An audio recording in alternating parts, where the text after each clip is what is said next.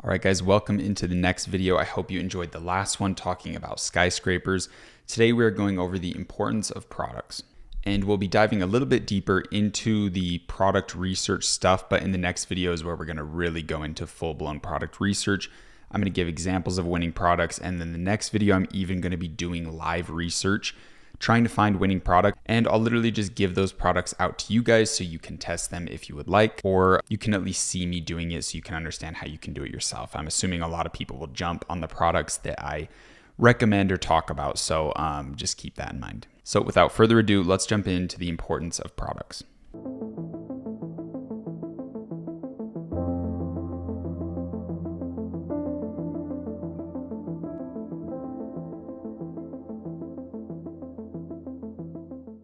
All right, guys, so since we are going to be covering how to find winning products in a later video today, I want to talk about why the product is so important and basically what we need to look for in a product to ensure that it has the potential, ensure that it is a winning product. And the way we do that is referencing my winning product blueprint. This is basically a 10-point system that's going to go over the different qualities and attributes that a product needs to be able to be a foundation for a skyscraper. So obviously we can have winning products that are gimmicky toys. We can have winning products that are a piece of clothing, and we can do the street style men approach and do a ton of clothes. But for us to really build out that brand and really build out something special and amazing, we need to have a specific product. There is a very specific criteria we need to match and make sure our product is in alignment with. So let's jump into that. The first thing is pretty common. You've heard this a million times from every guru on the planet, but the first thing is a wow factor. So a wow factor definitely helps with your ability to scale and your ability to convert new customers or like new potential people into customers. But it's not as important as a lot of like gurus make you think. You don't have to have some product that's some new, flashy, amazing thing. It can be something that's old. It can be something that is not really that exciting. But I will say that having a wow factor does help, especially with places like TikTok ads. If it's something no one's seen and you're marketing it to a younger audience, it really does help out a bit. And the second point is having a sales price of $40. And a lot of people don't talk about this. I haven't seen like anyone talk about this. Your average order value needs to be at least $40 or more. I really recommend being at like 50 to 80 is kind of a sweet spot, because if you go over $80 for your products or for your like average order value, it's not going to be as easy to grab like impulse purchases. Some people are like, hey, this is over $80. Like I should probably think about this. I should probably give it some time to see if I really need this product. But if it's like $50, a lot more people are going to be willing to just purchase it and not think about it as much. But the reason we need at least 40 is the average cost to get someone to purchase something on ads is around $20. So if your product is like selling for $15, you just don't have enough money. It's not even about margin. Even if you're getting your product for extremely cheap, you're just not going to have enough money to justify scaling up ads to huge budgets. I'm talking $10,000 a day in ad spend. It's going to be really hard for you to hit those numbers. It's not really likely. You can probably get to the point of spending $1,000 a day, getting profit and doing some things like that. But when it truly comes down to running high level advertisements, you do not have what it takes. Mathematically, it is impossible for you. You have to have a sales price of at least like 50, honestly. Like 40 is even a little bit low, but I definitely recommend 40 at the lowest. Anything higher is going to be in your best interest for sure, and I'd probably cap it at 80. Number 3, if we're selling a product for $40, I really recommend trying to get down to the $10 for the cost of the product. So this basically ensures this is a 4x multiplier on our cost of goods. So our revenue or our sales price is $40 and we get the product for 10, meaning that we have a 4 times multiplier on our cost of goods. So this is, I'm not even sure what margin that gives you. I'm fucking horrible with math. I use calculators, margin calculators, all those things. So I'm not the best with math, but you have to have a really high margin. I really recommend a 3 to 4 to 5x on your product costs. And when you're drop shipping, it's hard to do that. So when you get into wholesale and you get into ordering the products in bulk, it's going to be way easier to have a 4 or 5x multiplier on your cost of goods. But you really do need some big margins like that to kind of go to that Nike level of branding, that Rolex level of branding. You need absurd profit margins so you can spend absurd amounts on content. You can spend absurd amounts working with cool influencers and running very high level paid advertisements with amazing agencies and all these cool things down the line. You need budgets for that. So it's not as important at the start if you can't get a 4 or 5x multiplier or something around that ballpark. For example, if you're doing organic TikTok ads, you can do a 2x. Like if I get a product for $10, I can sell it for $20 because I don't have advertising costs, right? Because I'm just doing organic. But the second I move into paid ads, I do need to multiply it up to at least 3. Like 3 has to be the minimum. If you get your product for $10, you have to sell it for 30, absolute minimum. And even with that, even if you're a good advertiser and you have good video ads, it's still going to be decently hard to get a profit. And these aren't fun truths.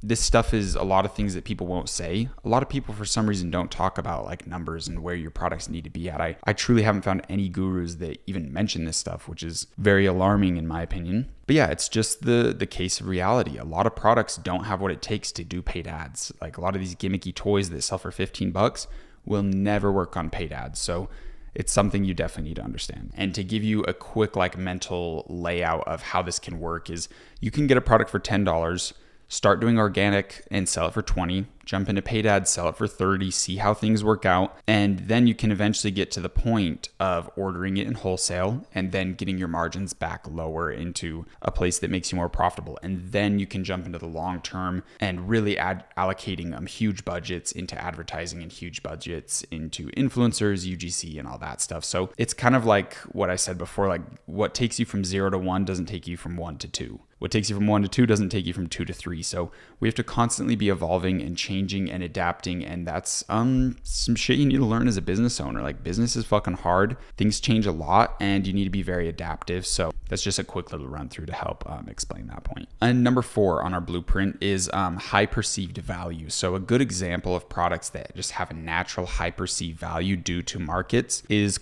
shoes and watches. So watches can be produced extremely cheap. You can get a decently nice watch, and unless someone's like deep in horology and they really know the market and all that shit, they could easily say it's a good watch. It's high quality, it's durable, it's reliable with the time and all that shit. You can get it for like $10, $20. And most people think like a decent watch is at least going to be $100 or something around that level. So watches have a high perceived value. Shoes also do. Like Nike is literally producing shoes for $3 and selling them for like $150, $200. And it's just because of perceived value. So having products that are in this realm of like high perceived value where you can get them for a low cost and sell them for a high price point is really nice. It's something to keep in mind, but we can always kind of position ourselves as a high quality product. We can always position ourselves as a luxury brand or position ourselves in a certain way that gives perceived value. Because like, again, like Rolex has very cheap watches. They have a Datejust watch that is extremely uncomplicated. It's a very basic watch and it's a stainless steel watch. There's literally nothing crazy about it, but you're paying a shit ton for the brand. You're paying for that Rolex logo. You're paying for someone to look at your wrist and go, wow, this guy is doing pretty well for himself. So you're paying for those things. The watch really isn't worth that. The brand is. So when we get into long-term vision and deeper down the rabbit hole of starting our business, perceived value can come just from the brand, just from the logo. But at the start, it's really good if your product has some inherent high perceived value within it. And point number 5 is your product solves a problem. If you are marketing your product to a specific group of people within a mass market and it solves a problem for these specific people, when you address that problem in ads, I'll give a quick example. If you're selling like a baby product and someone just has their first kid and they're realizing like, holy shit, there's so many more things that went into it than I knew, you can address that language, address that perception within your advertisement by saying like, I just had my first newborn kid. I didn't realize I had this problem, but this product helps me. That's going to naturally filter out anyone who doesn't have a kid. They're going to be like, oh, this ad isn't for me. They go away instantly. And the people that actually just had their first kid are going to hone in and actually listen. And why is that good? It's because it attaches the people that we want and it gets rid of the people that we don't want. And so Facebook's algorithm, TikTok's algorithm, Google's algorithm can see, okay, the people that hone in and listen fit a certain demographic, and it can help you find more of those people. So your advertisements will naturally do better. And we're solving a problem for that specific person. So there's a big emotional involvement within the video ad. There's an emotional involvement within the product, and they're excited to get it. You spoke their language. They're like, oh my God, this is like made for me. So having that ability within your product to solve a problem for a specific group of people is huge. That's where you're really getting into building like a customer base. And then you can go deeper into the world of like the baby niche. The firstborn kid niche, that can be your little headshot market within like the children's market, is like parents that have their firstborn, like getting them products that they didn't realize they needed. And that can be your whole marketing ploy. So that's some free value for you guys there. That would be a really good brand to start, and just source out products like that. Test out these baby products on TikTok, test them out on Facebook ads, all that good stuff. And if you're talking to a very specific headshot group of people and you're solving their problems, you're going to do very well for yourself. Now, point number 6 in the blueprint is that they use the product daily. This one is really big. If someone, I'm just going to keep running with a baby example. If this product that we're getting helps their baby or helps them with their baby every single day, it solves a problem that keeps coming up every single day, you can believe that they're going to see that ad and be like, holy shit, I need that. Like my life is going to be so much easier if that problem's solved, because they feel the pain of that problem every single day. So you can address that pain in your video ads and easily convince them to buy a $50, $60, even $80, $100 product. But yeah, 80 is usually where I'd like to say you should probably not go more, because you have to keep in mind we're running social media ads, and it's hard to convince someone that's like trying to see a Facebook post of their aunt to buy a $150 product, right? Like they're not in the purchasing mood for that. That's usually where someone does research and then figures out which product's the best. And maybe they're at the start when your product isn't the best, it hasn't been customized, it hasn't been improved upon. Maybe there's a better competitor out there, and if they're going to do the research on that, then you're not going to get that purchase. So that's kind of a little bit deeper explanation as to why I say 80 is a max. And number 7, I've talked about this one already a ton, but have a specific and passionate community that you're marketing to. Just like the person that has their newborn child, if you mention that in an ad, they're going to listen. They're going through an extreme experience of having their first kid, and they're in a new world. And when you speak their language, you can believe that they will listen. So figure out how you can pair whatever product you think is your winning product that you found through the product research method that we're going to go over in the next video. Try to figure out, how can I get this product in front of a passionate community, and how can I tailor a brand around them that speaks their language? Number 8, make sure your product is relatively small and lightweight.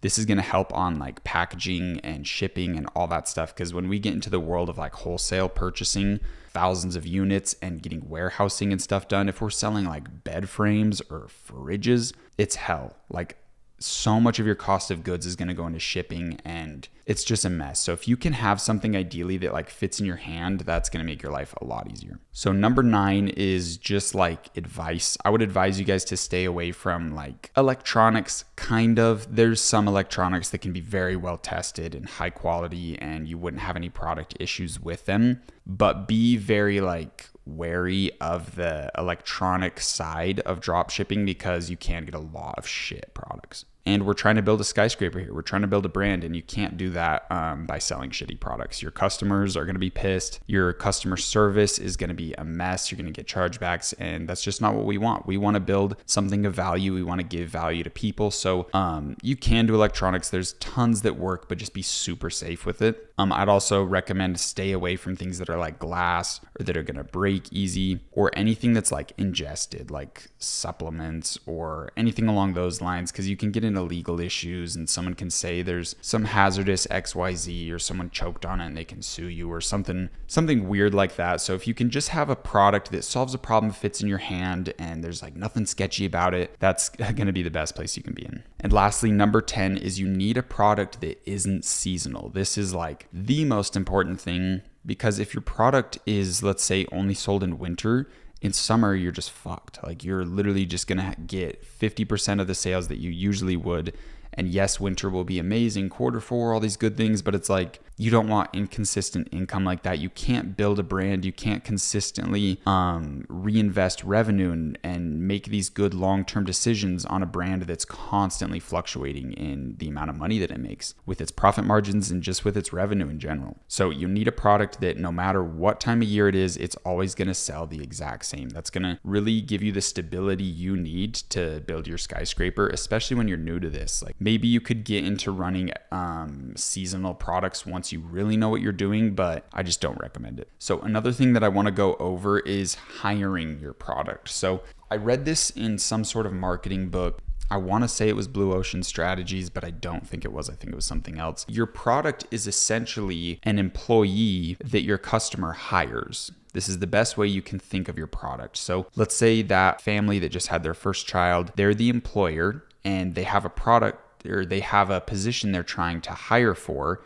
and your product is interviewing to solve that problem, if that makes sense. I know I didn't explain that the best, but they're looking to hire your product to solve their problem. And if they think another product or another service or something else will solve their problem better, then they're going to go with that. And there's a really good example of how many different things can solve different problems that you never would really think of. And a good example is, let's say someone has the problem of they're trying to cook eggs in the morning, but the eggs are sticking to the pan. They have a ton of different products they could hire to solve their problem. They could get a nonstick pan, they could get butter or cooking oil or spray, or they could eat out, or they could hire a chef, or they could fast and do intermittent fasting and not eat breakfast. So there's a lot of different potential things someone could be looking for as the solution to their problem. And so the best thing you can do is convince them that your product is the right solution by addressing these other solutions and explaining why these ones are bad and why yours is good. So just a little marketing psychology, little side note right there. To give you guys a little bit more context and a little bit of a deeper understanding on everything that I'm talking about, I want to address a couple other stores that I like. Okay guys, so I quickly want to revisit Golf Daddy. These guys are, like I said, just absolutely killing it with their content, with everything they do. I wanted to talk about how they had a winning product, or they have a winning product, and how they're expanding. So this is called niche expansion. I don't know if that's the actual term, that's just what I'm saying.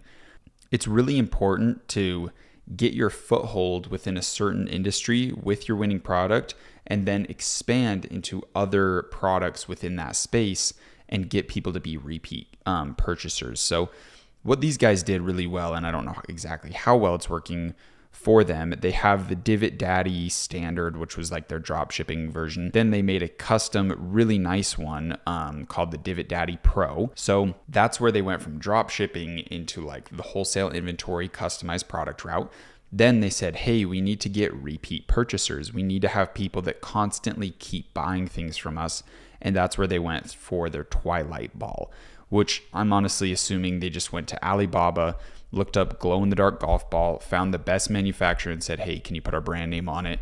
This is the packaging we want. So super simple, super easy there. It'll be interesting to see what other products they come out with. I believe that's all they have right now. Hit their shop now button. Oh, they have custom golf maps. Interesting. What is this? Is it of different courses? Oh, so they'll make... That's actually really cool. Interesting. So I don't know if this is print on demand or not. You can quickly go look up print on demand. It's basically just where a company will print any design on a stock product for you and you can drop ship it. So this is cool because you can, if you have your favorite course, like maybe you went to Hawaii and you golfed there and it was such a cool experience, as a gift, someone could get you this blanket that has that exact golf course mapped out on it. So very, very interesting product there. That is not something I would have expected. And there's a framed version. Super, super interesting. I wonder how well this is doing. That'd be a little bit harder to make content around, but that's smart. Like this is a good golf gift. Like someone that's like a big golf nerd would love that. So it just shows they're being unique. They're expanding. They have this brand personality and you can just feel and see the things that they're doing. And it's done at a very high quality level. They're throwing so much money back into this brand and really just making it amazing. It's simple. It's to the point. You know what you're getting, you know it's high quality, and these guys just crush it. So next, I wanted to go over this brand called Warmies. I just found them. They just seem to be crushing it. So they have products that are in like the warm and cozy space, like boots, slippers, neck wraps, eye masks, hot pack, heat pads, and they're all very branded. They have that like fuzzy, cozy, warm feeling, and they have like a bunch of stuffed animals. And it's like, how much does a stuffed animal really cost? But when it's marketed this well and the brand is created this high quality, it's hard to really argue. And I guarantee that they're making millions in sales each month. And it's just a really simple product. Like there's nothing special about this stuff. It's literally just stuffed animals. But their branding is so good, and they've expanded into a huge niche of warm products. But I bet they just got started with a couple stuffed animals. They probably got started with like these first 4 and just expanded into other ones, and then said, oh, we can do boots and slippers, and okay, we can just have the whole like warm and cozy space as our niche. So this is their form of niche expansion. Nobody starts a brand and invests $200,000-$300,000 in all these variants, getting everything in stock and fast shipping. The best thing you can do is start with drop shipping, test out a couple things, and build it out based on success. So you're not risking anything. So this was another brand I just wanted to talk about quick, because I think that they're crushing it. Their brand emotion, the storytelling, and the overall feeling that they give, like this is the type of stuffed animal you'd get for your first kid. And they know that. Juniors, Warmies, like, or what is it? My first Warmies, like these are all like infant, baby stuffed animals. I bet if you just had a kid, you'd be eating this shit up. You're like, I want my kid to have some cute little stuffed animal he remembers forever, and it's some high quality, nice one from Warmies. Like they're just selling you on something. Like, look at these images. They're really selling you, and they do a really good job. And I bet the product's super high quality as well. So just another quick example for you guys. Okay, so this one is actually really interesting. So I talked about this before, that my mom ended up buying one of these like Fairy Light things, which I think is so stupid. I think products like this are so dumb. Like this, I don't know. Maybe it's just made for older women to purchase as a decor item or something. But I looked deeper into this website, and I actually bet these guys are making some stupid money. So they're doing the whole sunset lamp, whatever. They have all these different ones built out. This is their top product, and this is the Facebook ad I saw. But seeing that they're doing like these high quality, like very expensive incense burners, and just the amount of lighting products they've tested, I don't know. I have a feeling these guys are making stupid money. So I wanted to bring this one up as another example for you guys, because they did expand into kind of a bigger audience, bigger niche, and they're doing it at the high cost level. So I'm assuming these all, LED incense burners, they all light up. So why I think this can work is it's just unique. You're not going to really find it somewhere else. And that's where it has like the wow factor or whatever. But running paid ads for products like this isn't really the best. Paid ads are really good on products like this, and that's why it's their best seller. Product that's more mass market, more easy to sell, more simple, because not everyone wants to spend $160 on an incense burner. But when you find that person that does, they're going to be very excited because this thing looks super cool. So just really interesting brand. I'm really curious how much they're making, and I think it's worth you guys studying them. Yeah, just another one I wanted to bring up. Okay, and the next one I wanted to talk about was Solset. So I'm sure we've all seen the sunset lamp. Everyone knows about it, but I want to talk about why these guys were the top seller. I don't think were the first person to sell this product, but they were the best person to sell this product because they made the coolest content. Their website is designed solely around this product. I don't think they have anything else. Yeah, nothing else. They never expanded. And they started getting these in wholesale. They started customizing it. And I'm pretty sure when you order it, it comes with their Solset logo on it and all that stuff. And these guys did millions. Their website looks super good, super simple, trustworthy, looks very nice, and it's basic. Like you know what's going on. Ooh, let's see products. I'm curious. Interesting. So they did expand into some other stuff.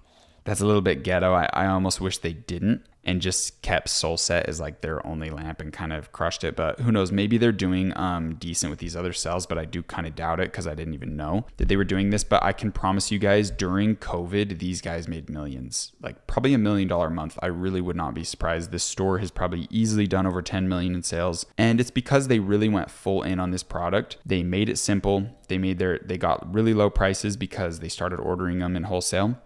And yeah, I mean, 22.8 million views on their hashtag. Like, these guys took over TikTok and they did it through cool content and speaking to a niche audience. It was kind of like the girly room decor, Urban Outfitters type girl that they marketed to with like the Pinterest or with like the Polaroid pictures on the wall and all those things. They spoke someone's language. Like, if you can see the reviews, like it's all these girls with Urban Outfitters rooms, all these like trendy girls, hipster girls or whatever, and they did really good for themselves.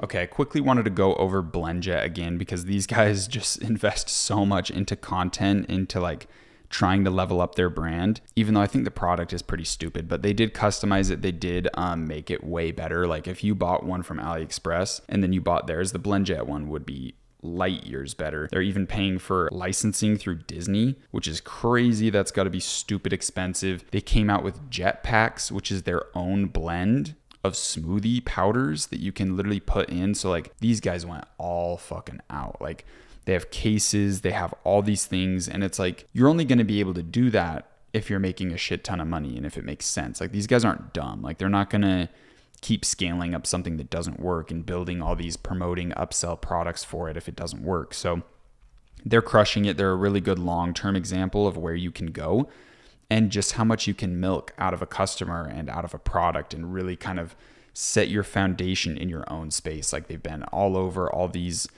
different news publications. They probably just had to pay for it. You can see they have an infinite amount of colors, 43,000 reviews on their own store. Insane. I wonder how much they have on Amazon. But they have all these upsells. It's such a seamless, easy process. Their content is great. Pop-ups, beautiful. Look at that pop-up. And notice how the pop-up only came up after I've been here for a while. A lot of people have pop-ups come up like instantly. But yeah, these guys just crush it. Like, their website is so solid. It's saved up in the left. The product, the packaging is great. Like, they went all out. They customized this shit. Like, and you better believe they started drop shipping it. Like, they didn't just randomly go, oh, I like this product, let's sink $500,000 into custom inventory and all this stuff. Like, of course they drop shipped it. Of course they started getting sales and started scaling up and improving. Like, that's just what you do. Okay, the next one's interesting. I wanted to talk about this product. There's a website called Apeborn Fitness. I don't know, it looks shit to me, but maybe they're doing good for themselves. I have no clue. This is all drop ship stuff, so I doubt they're doing good. Where is the posture corrector? Okay. So like, this is just some ass shit. Like, Apeborn, I don't know. Like, yes, you're trying to speak to like gym people. We get it. But these pictures are ass. 10 reviews. It's just ass, man. Super ass. Like, they're trying, you know? But there's another company that is still selling the posture corrector to this day, but I want to show you what they did and why it is light years better than Apeborn. And it should be pretty instantly obvious. So these guys are called Sierra Body, and they customized the posture corrector. They made it fit a specific demographic of women in fitness, and they made it pretty. They made it cute and nice. Look how much better it looks. Way more high quality. Like, I can promise you, if some girl, if you put two options in front of them, said, oh, do you want the Apeborn AliExpress posture corrector, or do you want the Sierra Body customized one that's all cute with little pink color with different sizes where it's made to fit a woman and her body build? Like, clearly they're going to buy the other one. Clearly this one looks way better. And they built out into other products as well. So it's just like, I don't know. To me, it's very obvious. I hope you guys are beginning to see like the shitters that are doing this and the people that are actually good. So we only have a couple more examples. Okay, next we have Shopicado, which is just some ass drop shipping site, like just complete ass. Oh, we sell anything and everything. But I wanted to go over this cozy plush hoodie because this is like $100 million product, if not close to like $1 billion product. And these guys are just doing it shitty. Like, I mean, I'm sorry, Shopicado, like, That just sounds like the most dollar store ass. And like, look how long this goes. Like, do you really think people are scrolling through this? Let's get real. Oh, you can only now see the reviews at the bottom after you just went on a marathon of scrolling. So it's just ass. But then you have people like Udi that make it customized. They up the quality level. They invest in themselves. They get licensing deals. These guys have licensing deals with like everyone. They've done the most. And that's why these guys have done $1 million day in sales, and they've done hundreds of millions in sales. The owner is Davey Fogarty, but they just crushed it. They did better content. They customized the product. They got it in wholesale inventory and made sure it was quality tested and like actually really nice. That's why they have nice reviews. And this store is brought in hundreds of millions in sales, and I bet it could be evaluated. It may be $1 billion. I wouldn't be too surprised because their average order value has got to be huge, and they're expanding into sleepwear, kids, teens and adults, blankets, even accessories. Like, let's just look at that for a second. I mean, just look at this stuff. They've got it all. So I bet their average order value is huge. I bet they have a ton of repeat customers because their product is genuinely high quality. And it just shows night and day difference between like, who are you going to buy from? Are you really going to go buy from Shopicado with their 30-day shipping from AliExpress? Like, it's just extremely obvious. So if you can make your brand look like this, you can make your product look like this. They're essentially selling the same thing. It's just way better. So keep that in mind. Okay, and before I leave you off of this video, I want to go over some questions you need to ask yourself when it comes to the product that you're choosing. So keep these in mind when you're doing product research. I'm just going to bulk go through a bunch of questions that you should be asking yourself. The first question is, can I make cool videos with this product? Like me personally, is it very attainable for me to make a phone video? It doesn't have to be some production quality shit. Just a phone video. Can I make cool stories? Can I convey emotion, create a brand through this product? And can I convey that through content? Can I create this brand that sells a certain emotion? And can I portray that emotion easily through content myself? Because we're going to have to do a lot of this ourselves, right? We're not going to want to hire UGC people and influencers day one. So think, can I make cool videos with this product, or can my friends or someone I know personally help me make cool videos with this product? Because if the answer is no, then you're probably not going to see too much success, because if you have an amazing website, amazing product, but your video ads suck, then nobody's going to click to come to your website. Nobody's going to see it. So it doesn't really matter. If your video ads suck, everything you have sucks, because it's the first entry point. Like if you build the coolest building in the world, but there's no door, how are people going to get in to see the coolest building in the world? So just keep that in mind. Your video ads are really important. It's also good to really think like, what type of videos would I make, and get like a mental layout of like, okay, I could do this. Next, you need to think, is there a high likelihood that someone that's scrolling on Facebook or scrolling on TikTok, right? They're in their unconscious zombie mode. Does this product have the ability to grab their attention and build a purchase interest enough for them to get off Facebook, enough for them to get off TikTok and go entertain your website? So that's like a problem your video ad solves. It needs to grab attention, right? It needs to get them off the platform. Then your website needs to build interest, right? To get them to purchase. Then they need to add to cart, and you need to have an offer or a guarantee that gets them to the next level, which is purchasing. So each kind of stage in the funnel has its own purpose and goal, and you really just need to make sure that your product and your video ads can get someone out of their little subconscious zombie mode and get them interested in your website, your product, and get them off of their social media. Next question is, you really need to ask, how long-term is this product? Could this product, if I crush the brand, be around for 10 plus years, 20 plus years? And with things like the posture corrector, you'd be like, no, that shit's just a fade, it's ass. But if you customize it, you make it for a specific group of people, it can. So be creative with it, but it's important to ask yourself that question. And the next question is basically just a build on that, is how big can you build an empire on this product? Start thinking that, like, okay, if we crush it, everything goes good, how big could this get? How big is the available market? How big is just the amount of people that would be interested in this product? And how far do you think you could go with it if everything went perfect? And when you're thinking of that, you also need to think in like, okay, like the Golf Daddy, like obviously not everyone in the world wants to see the divot they make with their swing to be able to fix it. So they scale into other products and they get into other golf things. So calculate this question with the niche expansion element added into the equation. Kind of a hard way to explain that, but think of the big picture and just think how big can it all get. Something else you want to ask yourself is, what influencers would I use, right? Like, who is like the keystone of like, that's our demographic. Like, people who follow that influencer would love our product. So get a big list of all those influencers and really start to think like, okay, who would we really want to like be a spokesperson for our brand or an ambassador or something? And make sure you can understand that, because in the end of the day, if you can't think of like good influencers that could sell your product, then you probably don't have any business in that niche anyway. You probably aren't a part of that niche. And so how do you expect to speak their language and communicate with them when you're not a part of their community, if that makes sense? So if you can't answer that question, you might need to switch to something that you have more personal knowledge about. It's going to give you a competitive edge when it comes to advertising, branding, and all of that. Another thing is try to envision your skyscraper. Just like I was talking about with the long-term stuff, try to envision like the blueprint, the schematics, the math, the measurements, all that good stuff. Try to think, what would this brand look like at its highest potential with the coolest influencers, all that stuff. Envision that before you get started. Before you like do any tangible work, you need to understand that long-term vision and envision that skyscraper to a T.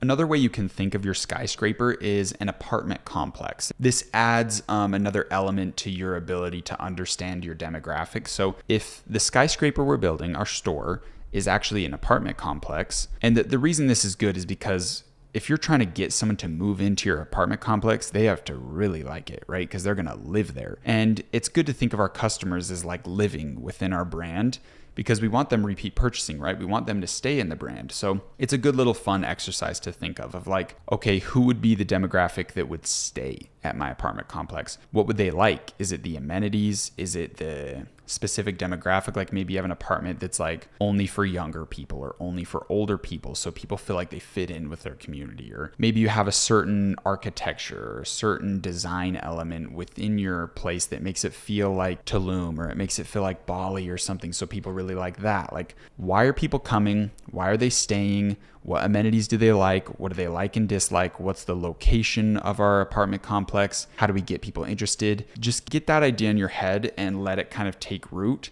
because that will really help you understand the brand that you're making and help you think of how you can improve it and get people that want to stay there longer. So this video was supposed to be just about products, but we kind of went a little bit everywhere. I hope you understand the 10-point blueprint. I hope you really understand the next level of thinking of where we're going. We're going to get into everything, branding, all that fun stuff. We're going to get into how to find the winning product, which will be the next video of me actually doing live product research with you guys. And I will tell you, like, if a product's really good, I'll say like, this is good. Like, go for it, go try it. Just keep in mind, a lot of people are probably going to do it. So it might a little saturated. People might be running the same ads to very similar websites. So keep it in mind, but I am trying to give you guys anything and everything that you need to succeed. So I hope you learned a lot in this video. For your action steps, make sure you are very familiar with this 10-point blueprint so you can apply it and answer all these questions. Make sure you're also familiar with those questions that I said at the end, so you can ask these questions and cross-reference this blueprint when you're testing a product, when you're researching a product, when you're thinking, is this product good? You can reference the blueprint, reference those questions, and really get a good understanding if this product is worth your time or not. Next, please go into the community group and make a post talking about your journey so far. Relate with the other students, answer some people's questions, but only if you know what you're talking about and you're 100% sure that your answer is correct. The last thing we want to do is answer people's questions and give them misinformation or something that's going to guide them down the wrong path. But ultimately, I hope you enjoyed this one, and I will see you in the next video doing live product research with you guys. Peace.